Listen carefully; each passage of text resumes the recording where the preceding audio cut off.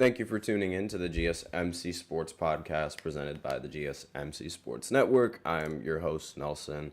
I am back. I hope you guys had a great Thanksgiving. Hope you guys spent it with family. Hope you guys had some good laughs, some good dinner, table conversations, all of that stuff. And I also hope that you had a great weekend. It was filled with sports and a lot of drama, and that's what we're going to get into with in the first segment. So we're going to be talking about whether or not planting the flag should get banned in college football based on the results of what happened in actually several rivalry games that went down over the weekend. And that's primarily going to be the first segment. I'm going to look more into the Ohio State and Michigan one because that one was obviously the most popular one and the one that I watched. Then in the second segment, we're going to talk about the Bills going up against the 49ers and how they just completely dominated them at all facets of the game, and Josh Allen in the MVP conversation, and like what this does to his MVP conversation, whether or not he's the favorite, all of that stuff. Then in the third segment, we're going to look at another MVP candidate who went up against Derrick Henry. We know the guy is Saquon. They both matched up against each other yesterday, and they're both expected to be one of the running backs that is eventually going to break the all-time record in the NFL for most rushing yards in a season. So we're going to talk a little bit about that in the third segment. And then in the fourth segment, I'm going to recap every single basketball and NFL game that took place over the weekend. Basically, I'm going to skim through most of it, but I will try to talk a little bit about each and every single one of the games. Now, not so much in basketball because it's there were so many games that went down, but I'll try to focus a little bit more on football. But I'll probably do that a little bit more in the future segments, like focusing on each game and what I thought about each game, because there was a lot of interesting things that went down. We also have a special fifth segment at the end of the fourth segment, so be sure to stay tuned for that. Before I begin, I would like to remind everybody that we love to hear what you guys have to say during the show, whether it's a hot take, burning question, or anything that you're just dying to share. We're all ears. If you really want your comment and or question to get noticed, then I recommend using Super Chat. You just click on the $ below the chat box and you can send in your comments and your donations that way. It really helps the show and make it much more interactive between myself and you guys. You can always use the link displayed below the ticker as well, gsmcspodcast.net, if you don't want to use Super Chat. So you have two options. They both really help the show. And let's get right into this segment. So as I'm sure most of you guys have been keeping up, but if you guys haven't, Ohio State on Saturday ended up losing to Michigan. This is the fourth time in the last 5 years that Ohio State has lost to Michigan.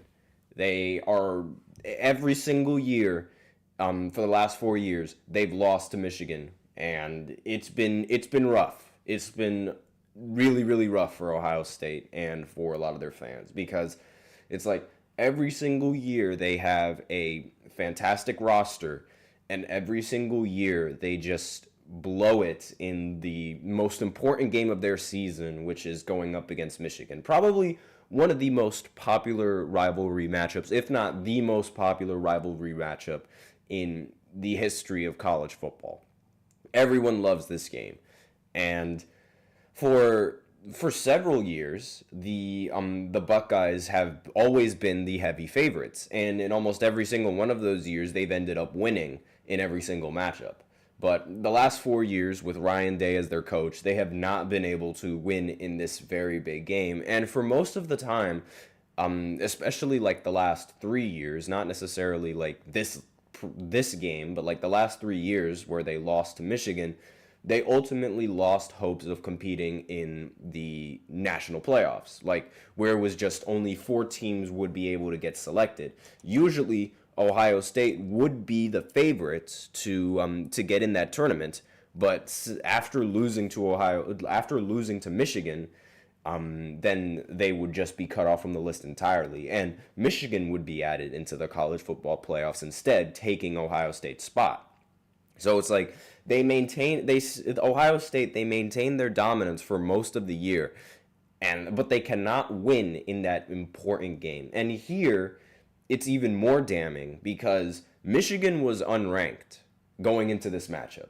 So the last few years, Michigan was ranked, so it was a very, very heated matchup, and no one really thought it was going to be. No one really thought there was going to be an easy winner for any of these games. But in this one, Ohio State was an incredibly heavy favorite to win this matchup, and they blew it. They ultimately blew it. The final score was 13-10, and throughout the entirety of the game, like Ohio State, they just wanted to run the ball. And it confused me a lot because they had so many weapons in the passing game. Maybe it was because it was super windy and they didn't really want to throw the ball in that wind. And that makes sense. The kicker on Ohio State also missed a couple of field goals because of the wind. But at the end of the day, they just wanted to run the ball, and it really did not. It wasn't Ohio State's offense. It was weird. Like, they wanted to beat Michigan at their own game, if that makes sense. Because in almost every single one of these games against Ohio State, Michigan constantly runs the ball. I remember the first time that they won in this 4-year streak, Michigan had like 2 running backs that had over 120 yards in rushing, I believe. They were just killing them on the run. It was incredible. I think they had 300 yards plus on the ground against Ohio State in that game.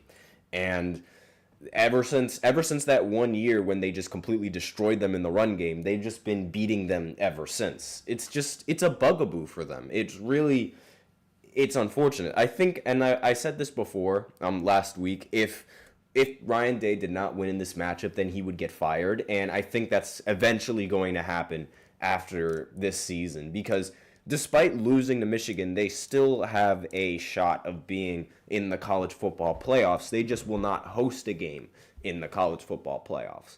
But regardless, again, this is just a huge missed opportunity for Ohio State. This should have been an easy win for them, but it wasn't. And eventually, things got out of hand. Things got out of hand very quickly. So you can see this was an image in the game, the aftermath of the game, and you see the Ohio State player. He's trying to yank the Michigan flag because basically in almost every single college rivalry game, whenever an away team goes into your home stadium and beats you, they usually grab their flag and they plant it in the middle of the stadium. Michigan did this last year. Baker Mayfield was infamous for doing this. I believe it was also against Ohio State. And Lil Fettuccine's in the chat saying planting a flag is OD. I don't think it is. I think it's genuine. It's genuinely just a tradition. It's what you do. You get the for lack of a better term, you get the bragging rights because this is a big game. Both of you don't like each other, and you both go up against each other to try and beat each other. So once you do that, and when you do that on the opponent's turf, it's like, this is my turf now. This is my house. We beat you in your house. This is my house. It's just a thing, and it's something that has been in college for a very long time, actually. So I don't see a single problem with planting the flag at all. The way I see it, Ohio State players, they just have to learn how to lose. It's genuinely, that's my opinion. That's what I think. Because yes, you can make the argument that the brawl between the two teams wouldn't have ensued. Both of the teams got fined $100,000, by the way.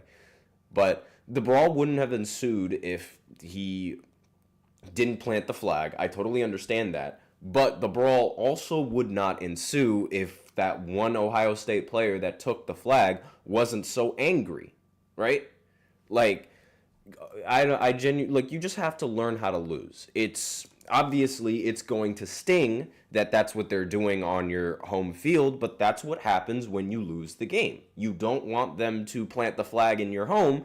Don't lose the game. You had 40 plus minutes to defend your home turf. You had 40 plus minutes to win the game and prevent them from doing that. And here you are, in the aftermath of the game, trying to start a fight. The way I see it, it's like there is no clean way to stop anyone from doing this, right? If you want to stop Michigan from planting the flag, then the only way to legitimately stop them is to beat them. Because if you try to stop them, then a fight's going to happen. It's a similar concept with trying to storm, either storming the field or storming a basketball game. It's like you're not going to be able to stop that cleanly unless you. In fact, this was so dirty that one of the police officers actually had to. I don't know what it was. I think it was pepper spray. It could have been mace. I don't know, but they sprayed some of the players in the eye, and even the home police, they were like, "What are you doing? What are you doing?" So excessive force maybe, but usually that's going to be the outcome whenever somebody starts a brawl like that. And it's like, just learn how to lose, honestly. Like, you had so much time to defend your home field and you were unable to do that. It's your fault that they ended up planting the flag. Learn how to lose and just be a man about it. Just be good game. You earned the right to celebrate. The end.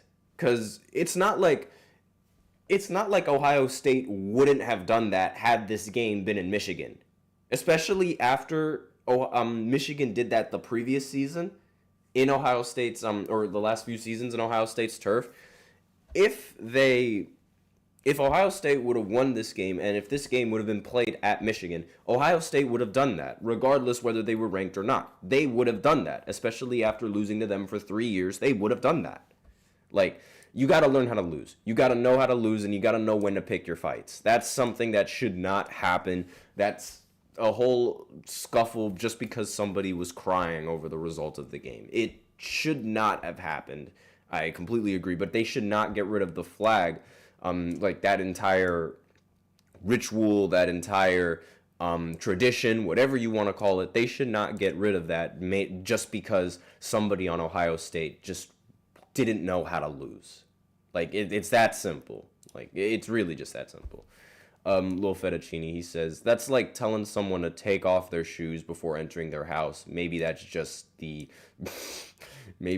I'm not going to finish that sentence, but it's like telling someone to take off their shoes before entering their house. That's not the same thing. It's really not the same thing at all. Because, like, taking off your shoes before entering the house, I feel like that's a pretty normal thing to ask. It depends on what carpet you're using. I don't think that's anything like that at all.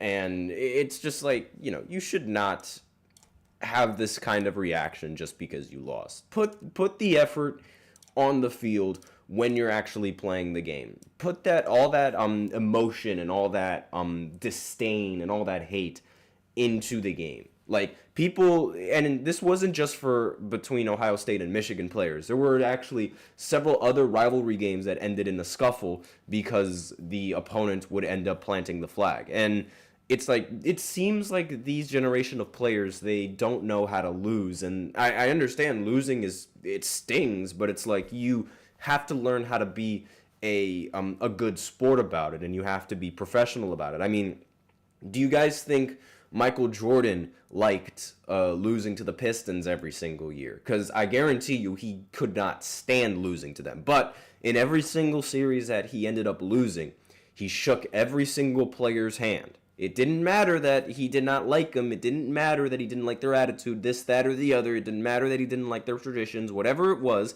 or their play style. He still shook their hand at the end of the game.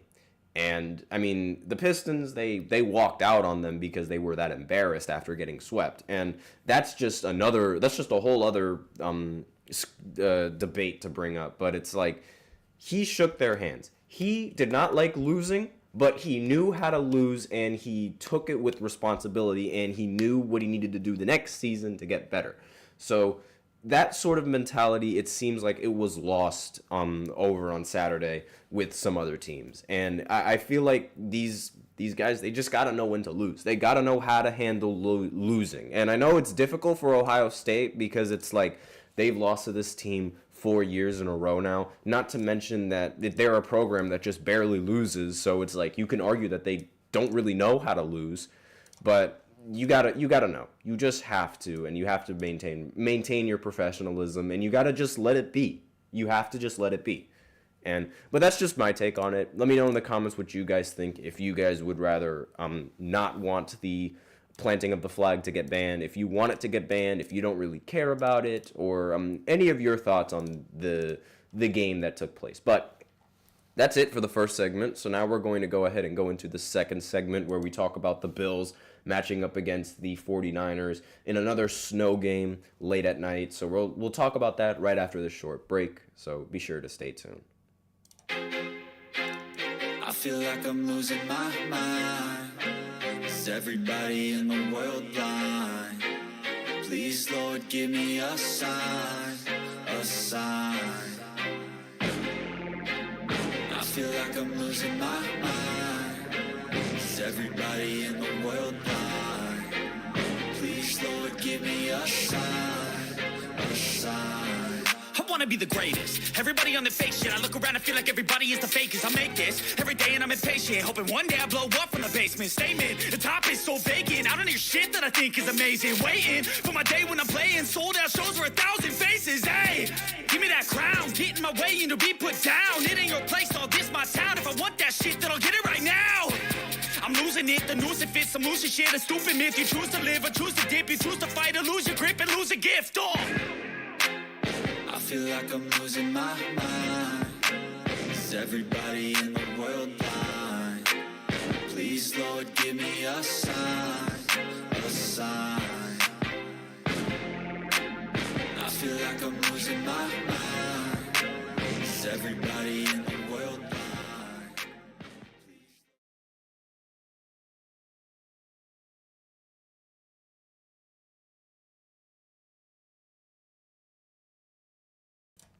And we are back with the second segment of the GSMC Sports Podcast.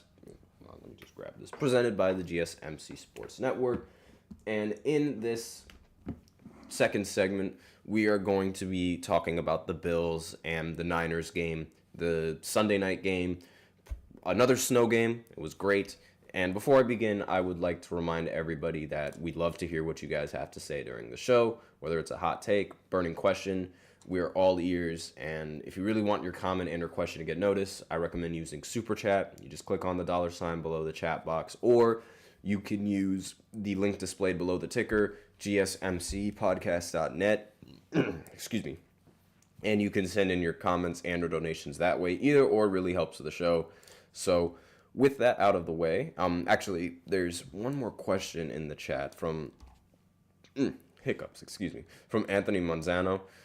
He says, I think people are overreacting. I don't think it's a controversy. So he's talking about the planting of like the flag in an opponent's turf, and it's only a controversy because there was a whole brawl that ensued that resulted in some players getting sprayed, like pepper sprayed or mace, whichever one it is. I have no idea.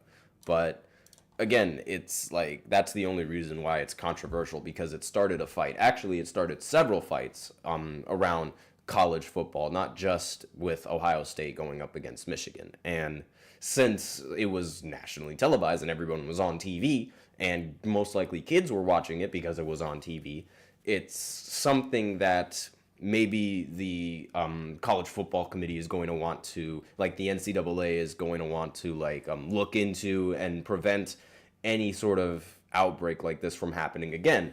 And the easy way to do that, the easy fix, is to to ban teams from doing this entirely, even though I don't think that should be it. Like, the players, they just need to learn how to lose. Like, that's the only reason why there's controversy, just because there was a fight. But aside from that, let's get into this second segment, which is going to be talking about Josh Allen and how he is officially solidified himself as the MVP of this season, with Lamar Jackson and the Ravens losing. More on that in the next segment. The Bills beating San Fran in a 35-10 win easily puts Josh Allen as the favorite to win the MVP. Like, this game was never close. Like, throughout through the first quarter, Buffalo, they scored a touchdown. San Fran, they answered with a field goal, and then that was when the scoring started. The Niners, they missed a field goal, then the Bills scored a touchdown, then the Niners had to punt, then the Bills answered back with a touchdown, and then the Niners, they missed another field goal. Then the Niners, they fumbled, but it resulted in a punt anyway, but they punted it right back, and then the Bills answered in the third quarter with a touchdown, and in the fourth quarter, they also answered with a touchdown after a San Fran fumble. It was just complete domination on both sides. It was snowing throughout this game. It was a beautiful game. I mean, obviously, when the Bills, when they play in the snow against a team that is used to playing in sunny weather and in perfect conditions, most of the time the Bills are going to be able to win in these games because they're better prepared. It's the same concept with Tua Tagovailoa when he goes up against the Bills. I remember this one matchup. I don't know if it was last season or a couple of seasons ago. I don't really remember, but I know Tua, he was playing really well, but then the snow started to fall, and then once the snow started to fall, that was when everything collapsed for Miami, and they ultimately ended up losing to the Bills at the end of that game.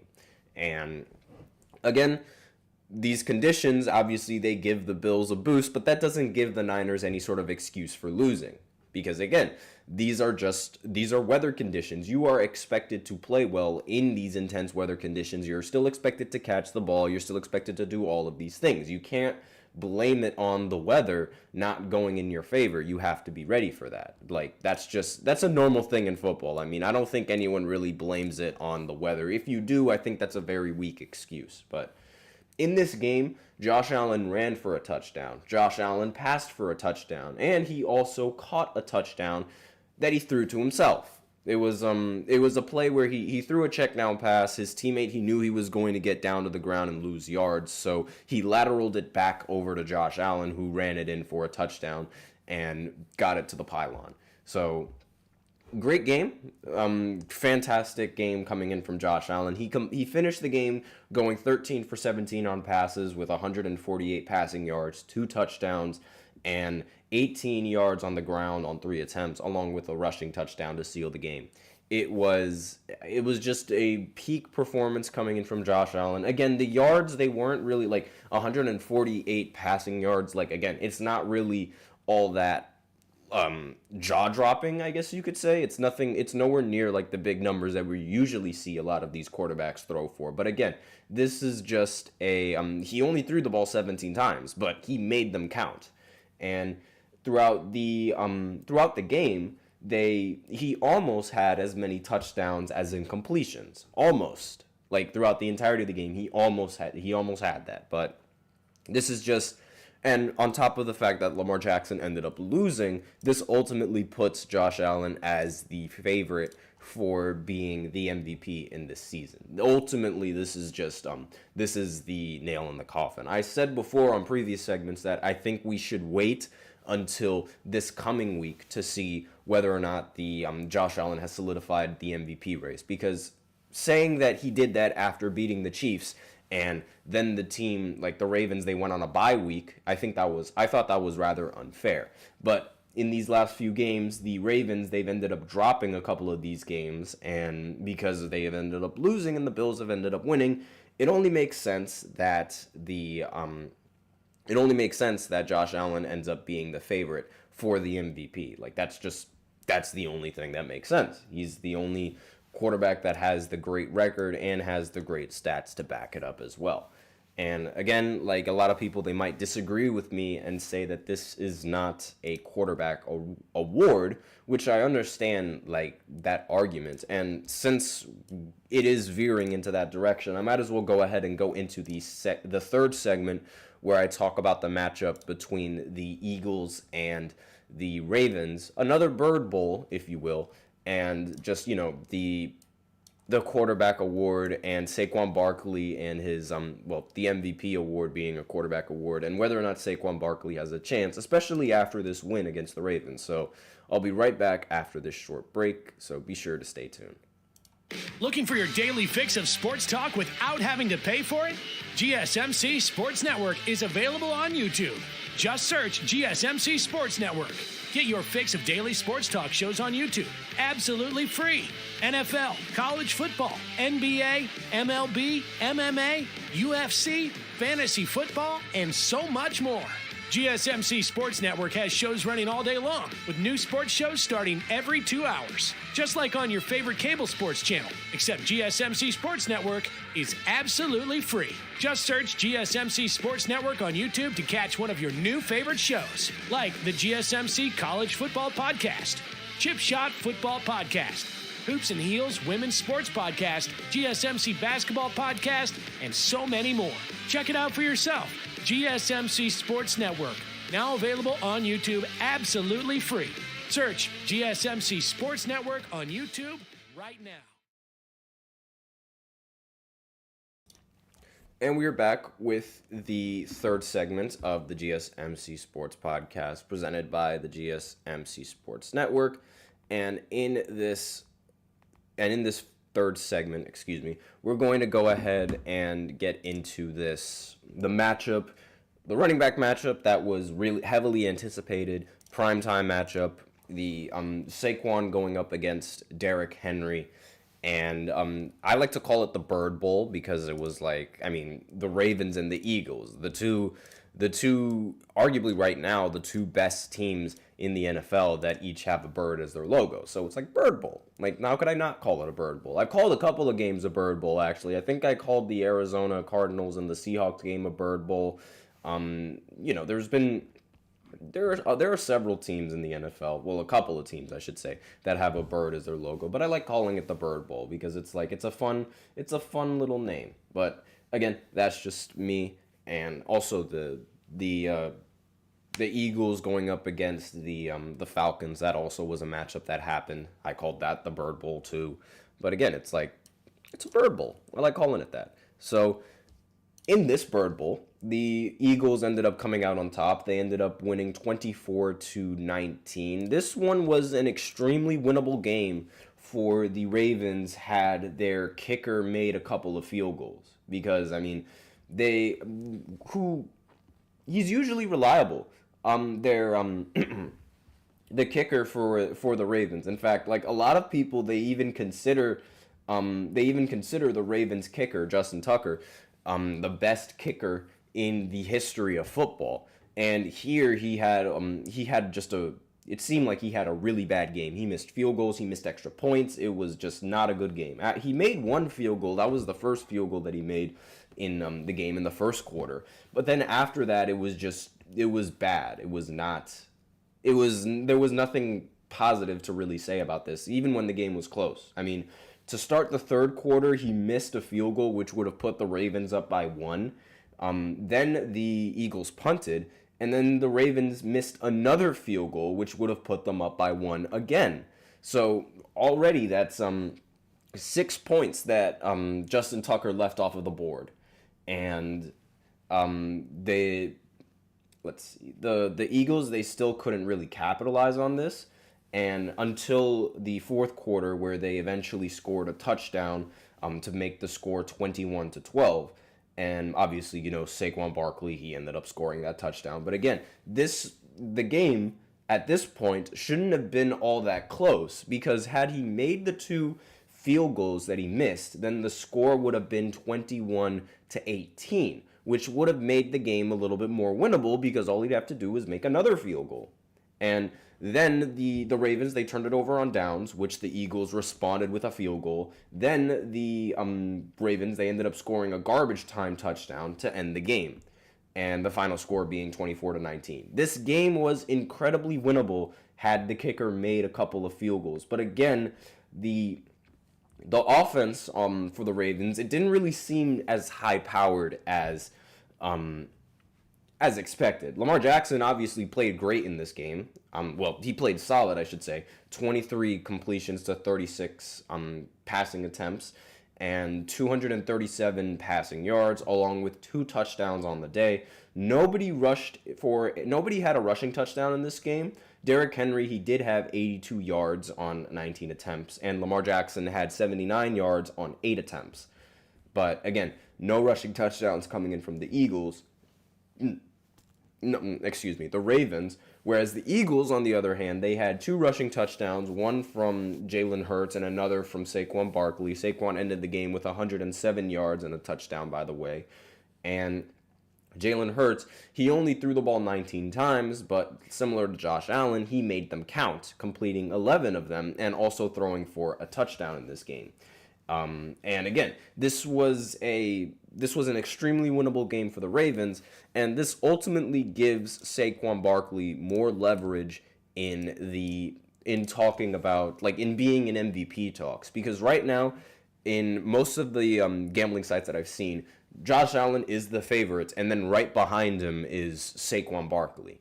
So this matchup ultimately gives him that edge over Derrick Henry, because he did completely outplay Derrick Henry in this game. I mean, 107 yards and 1 touchdown compared to 82 yards and no touchdown. That's clear cut. I mean, you can clearly see who outplayed the other.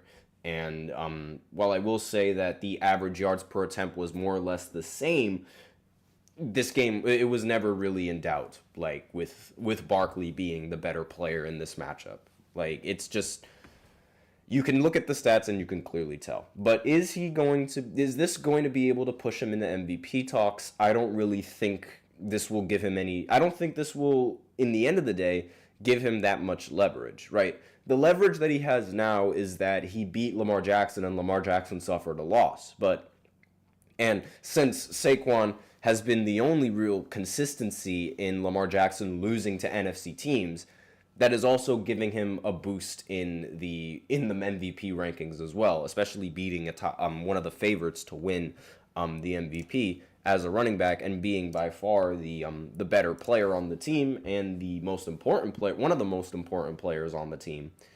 It makes sense why he's getting this boost. But at the end of the day, I don't think, as much as I miss Saquon and as much as I like him as a person and as a player, I do not think he should be the MVP.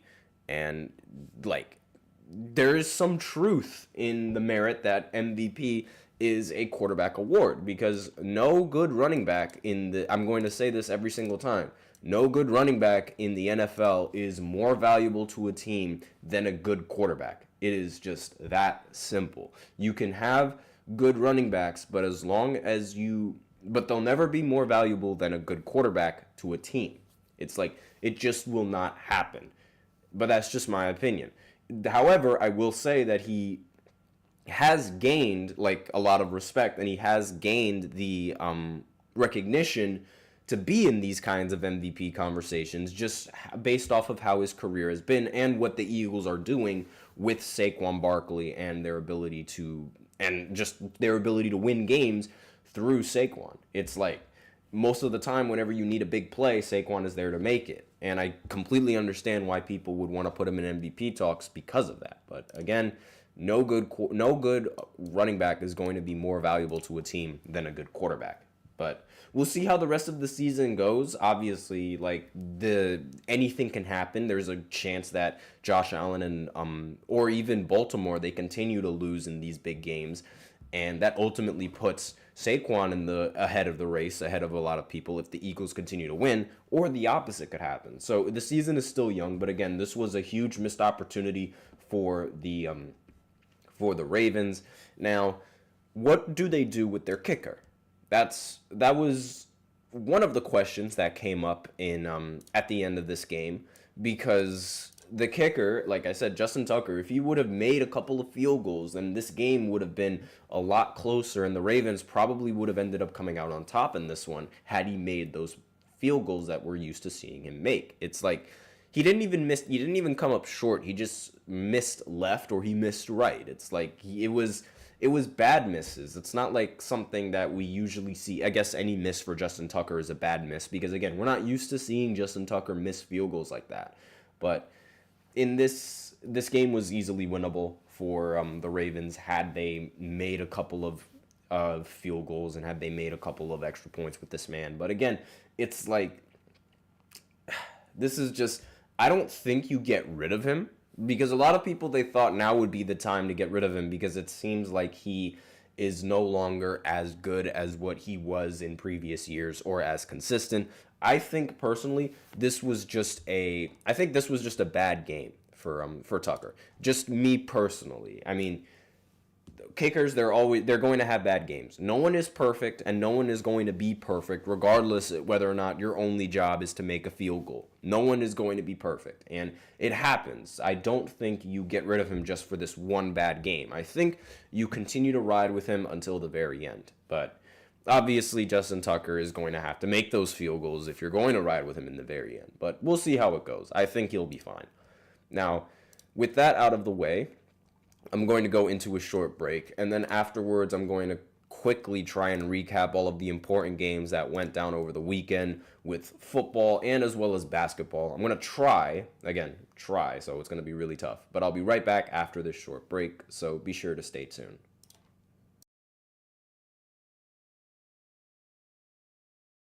For the best and latest podcasts available anywhere, go to the podcast app on your cell phone and type in GSMC to access free content-rich podcasts on health and wellness, book reviews, sports, entertainment, relationships, social media, movies, technology, finance, and even weird news. Subscribe and download the GSMC Podcast Network's family of shows, available everywhere podcasts are found.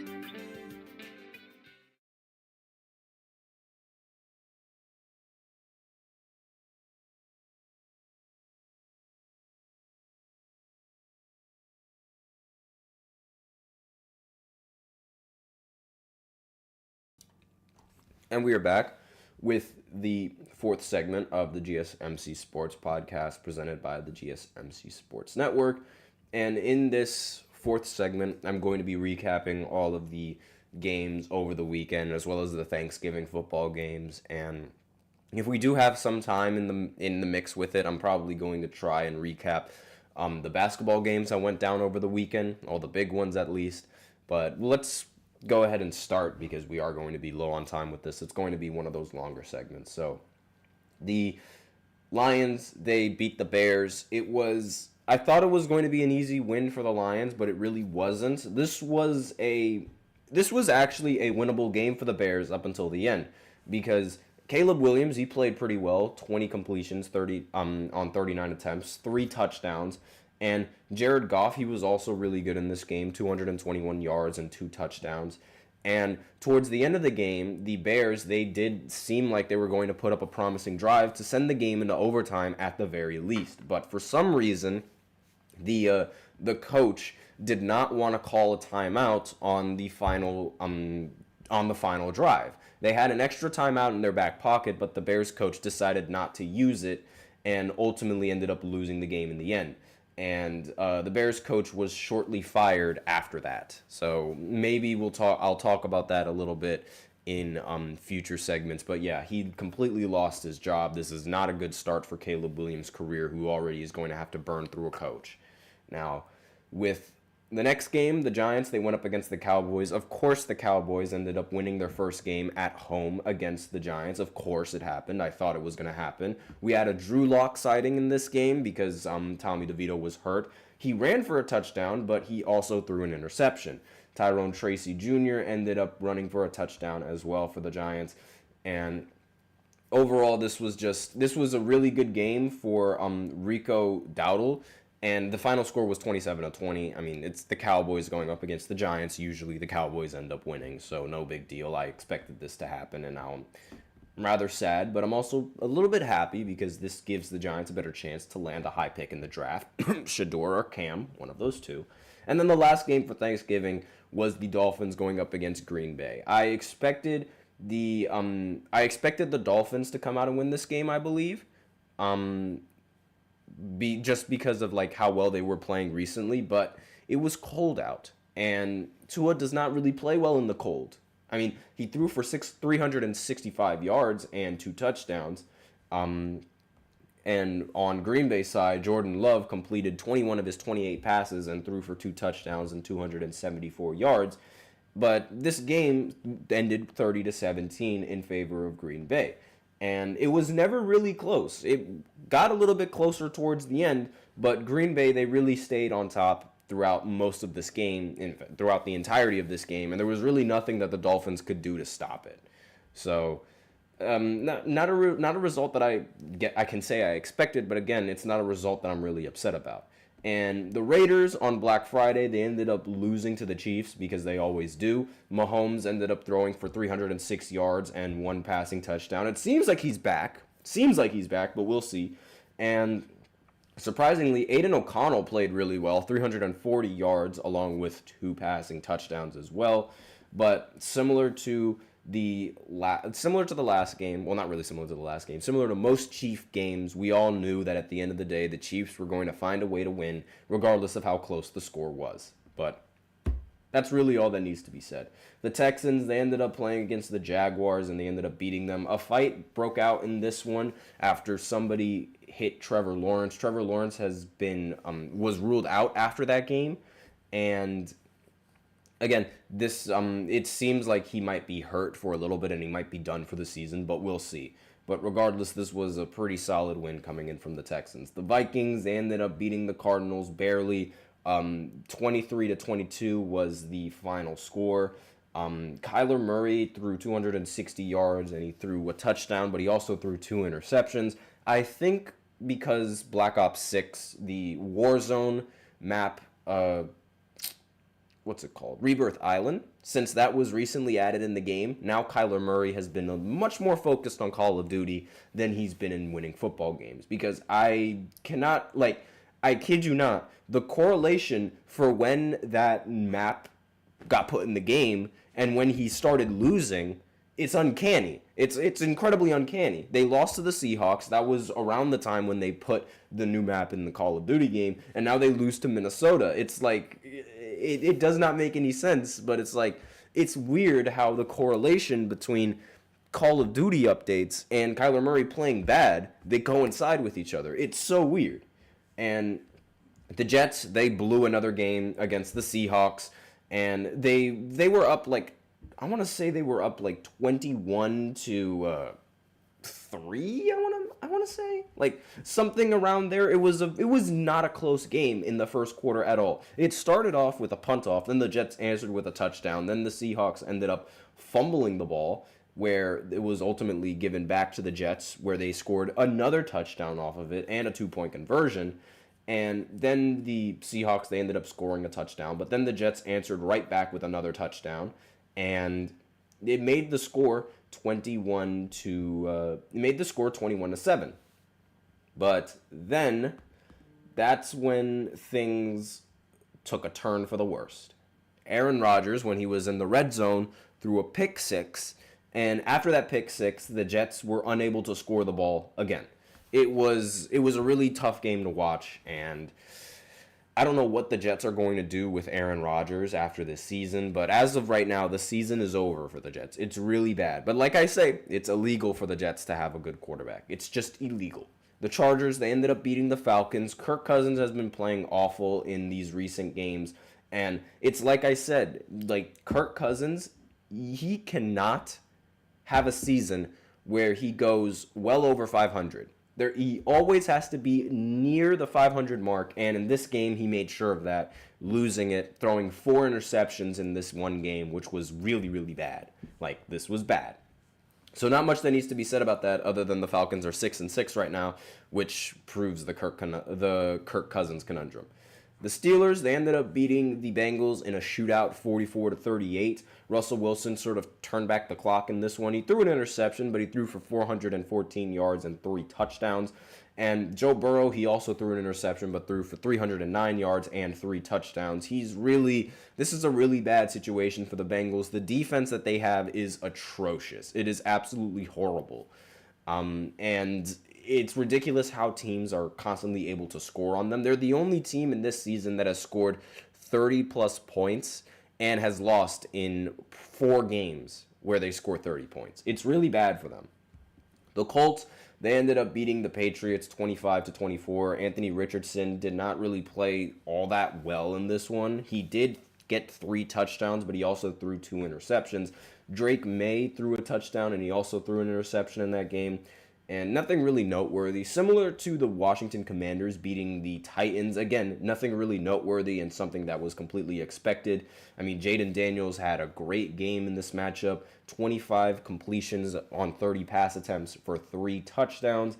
And he almost had as many incompletions, or he almost had as many touchdowns, 4 in this game, as incompletions, 5. It was very close, but the game was never close, though. The Commanders, they were just dominating throughout the entirety of the game.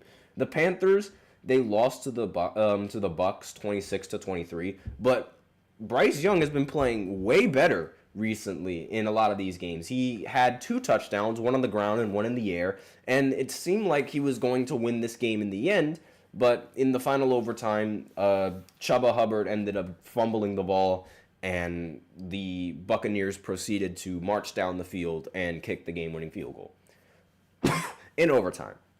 So it was close. It was really close, but maybe the Panthers' quarterback problem is going to solve itself right now. Maybe it is. The Rams, they ended up beating the Saints 21-14. Nothing really noteworthy to talk about in that game. And that was it for the NFL side. So now we're going to go ahead and go into the NBA side, where we look at all the games that took place over the weekend. I'll start with the NBA Cup, like the in-season tournament group play games that were on Friday. So the Knicks, they ended up beating the Hornets 99-98. The Magic, they ended up beating the Nets 123-100. The Thunder, they ended up stunning the Lakers in this game 101-93. And Dalton Connect played really well. LeBron did not play well. Anthony Davis did not play well either. And this is against an OKC team that was not healthy. And LeBron has been pretty bad in these recent games. He has not hit a single three-pointer since passing Kyle Korver. And again, not ideal. The Hawks, they ended up beating the Cavs, surprisingly. I don't know how a team that loses to the Pistons and loses to some of the worst teams in the NBA ends up beating the best team in the NBA, which is the Cavs. It's ridiculous how it works, but that was their second loss throughout the entirety of the season. I think, again, they have 3 losses this season, but again, there was a whole weekend, so I do not quite remember which one. Oh, no, it was only the Hawks that ended up beating them. The Hawks beat them twice, and I don't know how they do it. I don't know how the Hawks did it. The Grizzlies, they ended up beating the Pelicans in this matchup. They won 120-109. The Timberwolves, they ended up beating the Clippers. They ended up winning 93-92 in this matchup, and I'm just going to go ahead and quickly look at the standings just to make sure. The Celtics, they ended up beating the Bulls 138-129. The Heat, they ended up beating the Raptors 121-111. The Pistons, they ended up beating the Pacers 130-106, and the Trailblazers ended up beating the Kings 115-106. And actually, I'm going to continue with this recap before I go into the Cup and the standings. But the Warriors, they finally are starting to slow down. As surprising as it is, they're finally starting to slow down now, because they said before that they were unsure whether or not they could keep this up, and it seems like now is when they are unable to keep it up. That's really what it looked like in this game. Devin Booker ended the game with 27 and 9 assists. KD ended with 21 points and 10 rebounds, and really that was all she wrote for this one. The Mavericks, they ended up beating the Jazz 106-94, an outcome that we all expected, regardless whether or not Luka Doncic was in. Kyrie had 30 in this game, and no one on the Jazz ended up having 20. So the Hawks, they ended up beating the Charlotte Hornets, which was another matchup that I didn't really expect to happen. But again, LaMelo Ball wasn't playing in this, so that makes sense. Brandon Miller, he ended the game with 32 points. The Atlanta Hawks, however, Trae Young, he did not really play well in this matchup, but they didn't really need him, as everyone else sort of stepped up. And in the Sixers matchup, they ended up beating the Detroit Pistons. Obviously, there was no Joel Embiid, but there was Maxey and Paul George, and Maxey ended the game with 28 points. Jared McCain only had 7 in this matchup, so a little bit of a slump there, but really, it's like, where's Joel Embiid? I don't know. I genuinely don't know. It's like, where's Waldo with this guy? And the Bucks, finally, they seem to be going on the right track. They're 10-9 now. They're finally positive, and they ended up beating the Wizards. Again, it was an incompetent team, but they ended up beating the Wizards 124-114, with Giannis dropping a 42-point triple-double, because that's what you need from Giannis in order to win. And let's see. And then the final games over the weekend, the Lakers, they ended up beating the Jazz yesterday 105-104. Funny story, the Jazz actually were supposed to win this game. Colin Sexton, he drove to the basket and he made a layup, but right before he finished driving to the basket, their head coach called a timeout with 1 second left, and because of that timeout, it negated the layup that he made and ultimately sealed the loss for the Jazz. That was an unbelievable timeout, an unbelievable time to call a timeout. You should trust your players, especially one of your better players in this matchup. But fluky win for LA, possibly. But again, win by a mile, win by an inch, win by your own team, win by the other team making a dumb mistake. A win is a win. And Anthony Davis, 33 points, 11 rebounds. LeBron James, 27 points and 14 assists, because of course he did. And he was 0 for 9 from 3 in this matchup, however, which was disgusting. And he was 12 for 28 from the field, which was also disgusting. I mean, 28 shots for only 27 points, that is very disgusting. But he's LeBron, so he'll bounce back from that. But again, that is a terrible shooting performance. The Knicks, they ended up destroying the Pelicans 118-85. I really think that this mistake... well, not really mistake, but this trade that they did, the Minnesota Timberwolves did, trading away Karl Anthony Towns, I think that was probably one of the biggest mistakes in the entire franchise's career. They're like allergic to winning, it seems like. And then the Mavericks, they ended up beating the Trailblazers 137-131. Luka was back in this game, 36 and 13. And no Kyrie Irving, but no problem, because they were easily able to beat him. And then the Cavs, they ended up beating the Celtics 115-111. 35 points came in from Donovan Mitchell. 20 points were in the fourth quarter, I believe. I believe it was the fourth quarter where he had 20 points. And, I mean, he was just not missing in that entirety of that fourth quarter. That I remember. And on the Celtics side, they, let's see. Tatum had 33, but no one else. There was no Jaylen Brown, so, but again, this is a competent enough team to be able to beat the Cavs. There's no real excuse for losing to that. The Grizzlies, they ended up beating the Pacers 136-121. Ja Morant had 19. Jaren Jackson Jr. had 25. Tyrese Halliburton had only 8 points on 7 assists. The Raptors, they ended up playing the Heat again. They ended up winning this time in Canada 119-116. And let's see, Houston, they ended up beating the Thunder. It should be noted that yesterday was the first time that a number 1 and number 2 seed for both of the conferences ended up playing on the exact same day. And the Thunder went up against the Rockets, and the Cavs went up against the Celtics. And the Rockets ended up coming out on top in this matchup. The game was still close, however, 116-119, and it's surprising how it was still this close, despite the fact that they don't even have Chet Holmgren. SGA had 32 points in this matchup, and on Houston's side, Fred VanVleet had 38 points and hit a ridiculous dagger shot at around midcourt. It was a really good game. And then the Spurs ended up beating the Kings 127-125. The duo of Chris Paul and Victor Wembanyama feeds families. This is probably the best thing for Victor Wembanyama's career, having a point guard this talented. Chris Paul had 13 and 10. Meanwhile, Victor had 34 points, 14 rebounds, and 11 assists. A 34-point triple-double, shooting 11 for 17 and 5 for 9 from 3. Just an ultimate my-career Hall of Fame tier level performance. And speaking of Hall of Fame level performances, Harden had a 39-point, 11-assist game along with 9 rebounds, almost a triple-double. But again, 39 points is 39 points. And along with 11 assists, that is just peak Harden right there. And Norman Powell had 28 points in this matchup. And there was Jokic, he had a triple-double. But again, with 28, 14, and 11, there's really not much you can do when James Harden is having this kind of night. And the final score was 126-122 in favor of the Clippers. Jamal Murray did not really play well in this matchup because he wasn't playing against the Lakers, even though he shot 7 for 12. And let's see.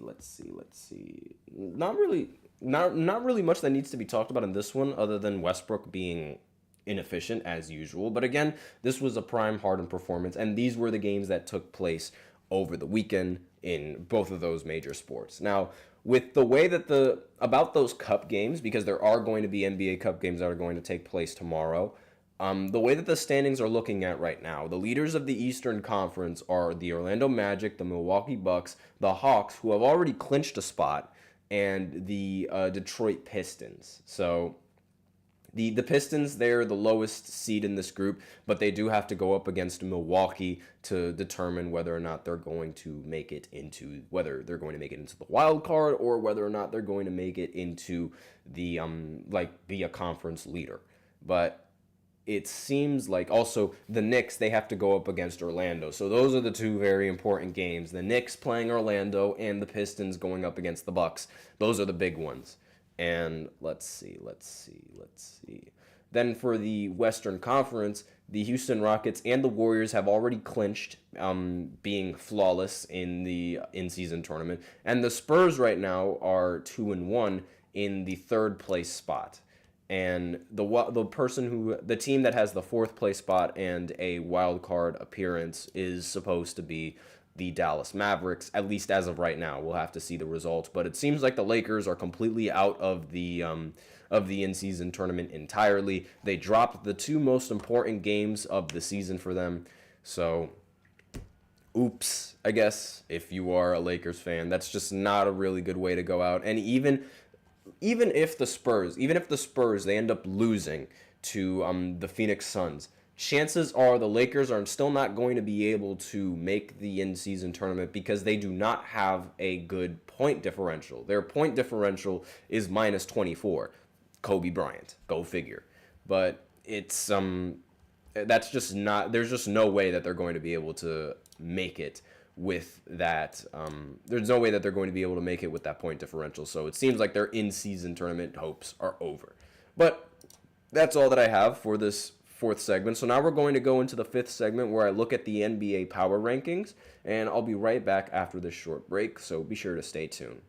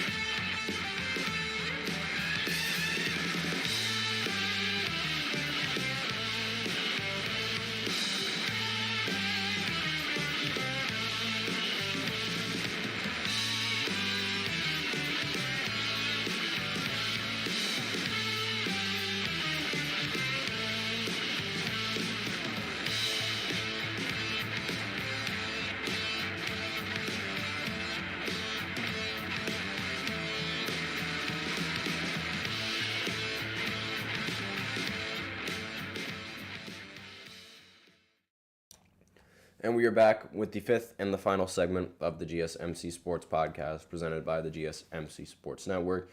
And in this fifth segment, we're going to be looking at the NBA power rankings. So we're going to go right into this because I am a little bit low on time. So let's see. Let me just bring this up real quick. And there we go.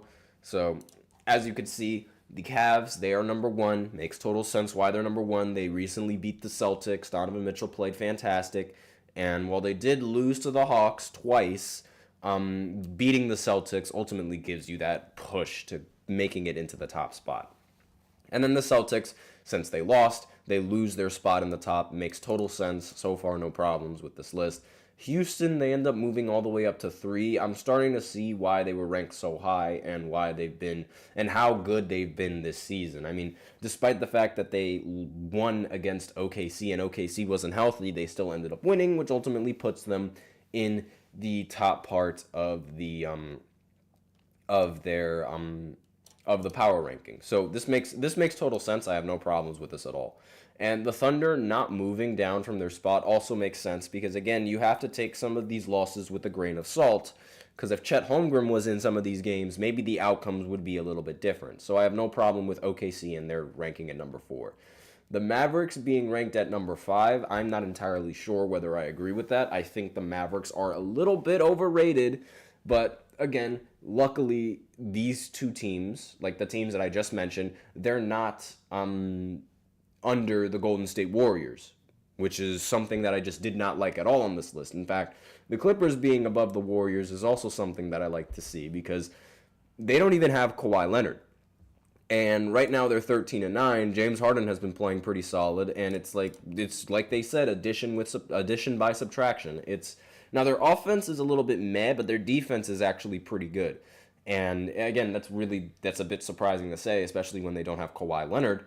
But regardless, this Clippers team has been way better than what anybody thought they were going to be in this season. The Magic moving up from 9 all the way up to 7, that also makes sense because, again, this Magic team without Paolo Banchero is also a lot better than what we have expected. Now, after losing their first 4 games without Paolo, they've gone 12-1 with 2 6-game winning streaks with a road loss to the Clippers. It was like, I mean, this team has been so much better than what I thought they were without Paolo Banchero. I thought that when they lost Paolo that they were going to lose out, but they're still winning in a lot of these games. So very impressed by that. Makes total sense why they're ranked so high. Warriors, maybe they should be ranked down a little bit lower, but now they're going into the slump. And they ended up losing 4 straight games, as you can see right there. And of course, when you go into a slump, it makes sense that you drop a couple of rankings. I think they should have dropped well below the bottom 10, especially not being ranked over, like they should not be ranked over Memphis. They also should not be ranked over the Knicks either. I think that you need to move these guys a little bit up and then move the Golden State Warriors down to maybe even 11, because like while the Denver Nuggets, while they aren't really having the best of seasons, they are still a team that I would fear a lot more than the Golden State Warriors.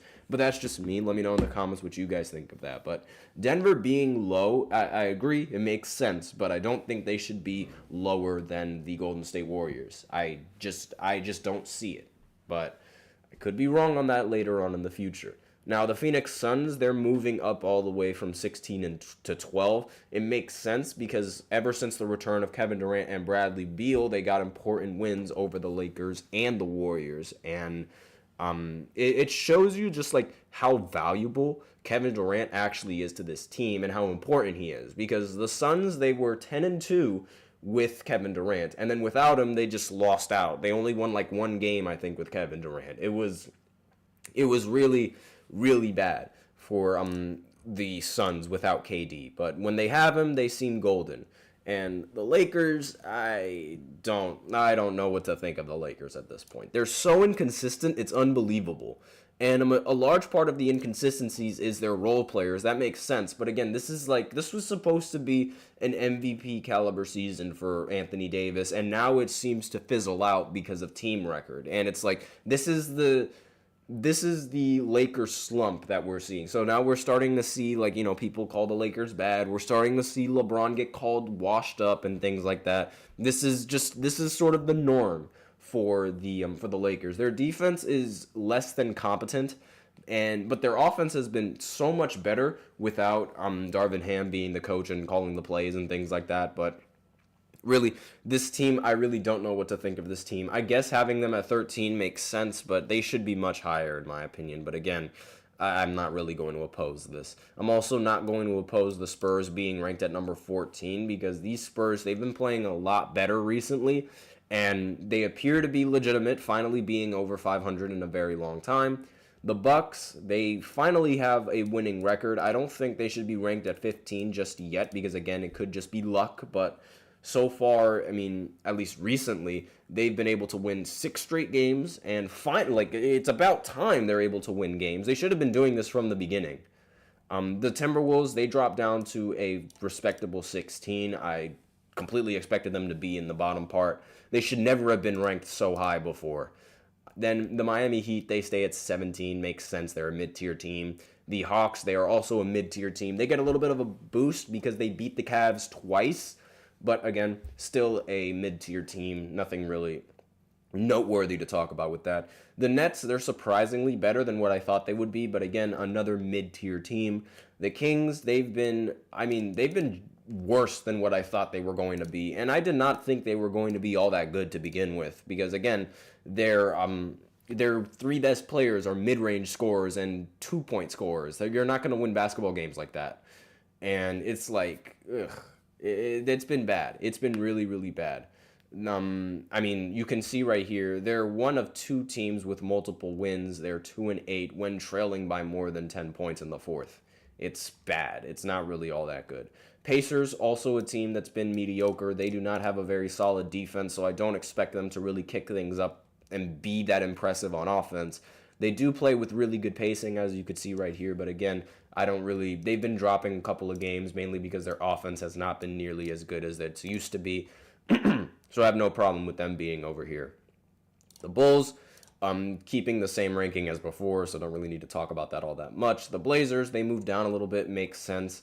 The Pistons moving up, that also makes sense. Raptors also moving up. Philly moving up makes 0 sense. Philly should be lower than Charlotte, but again, Charlotte has been dropping a couple of games, so I can't really argue that. The Jazz and the Pelicans, it makes sense for them to be where they are at right now because they're like the laughing stocks of the Western Conference. And then the Washington Wizards, they are the laughing stock of the whole league right now. So makes total sense. These the lower part of these rankings. Golden State part is really the one part that I don't really agree on. And I also don't really agree on the Bucks being ranked so high, but again, so it's not a bad list at all. I don't think this was a bad power rankings list whatsoever. Let me know in the comments what you guys think of these power rankings and what you guys think the power rankings are going to look like towards the end of the year. But that's all that I have on this segment, and that's it for the show. Thank you so much for tuning in to the GSMC Sports Podcast presented by the GSMC Sports Network. Your support means a lot to us, so remember to subscribe to the show and leave a positive review. It really makes a difference. We also invite you to follow us on Facebook, Twitter, TikTok, and Instagram. As usual, we love to hear what you guys have to say during the show, whether it be a hot take, whether you have a burning question, or anything that you're just dying to share. We're all ears. If you really want your comment and or question to get noticed, then you can use Super Chat. You just click on the $ below the chat box. If Super Chat's not really your thing, then you can always use the link displayed below the ticker, gsmcpodcast.net, and you can send in your comments and or donations that way. That's all that I have for you today on this podcast. Thank you so much for tuning in. I am your host, Nelson, and as always, take care.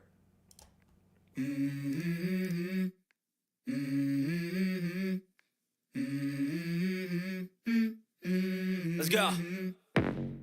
I wake up to a little bit of drool on my pillow, feel like it's gonna be a bad